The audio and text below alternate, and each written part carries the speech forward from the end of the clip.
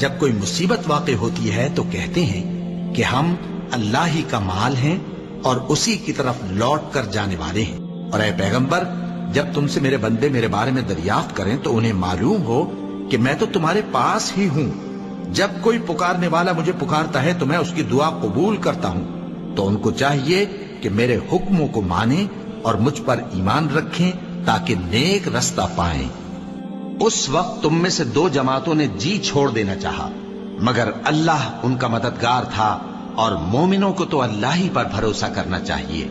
اور اس مدد کو تو اللہ نے تمہارے لیے ذریعہ بشارت بنایا، یعنی اس لیے کہ تمہارے دلوں کو اس سے اطمینان حاصل ہو، ورنہ مدد تو اللہ ہی کی طرف سے ہوتی ہے جو غالب ہے، حکمت والا ہے۔ اور بددل نہ ہونا اور نہ غم کرنا، اگر تم سچے مومن ہو تو تم ہی غالب رہو گے، یہ تمہارے مددگار نہیں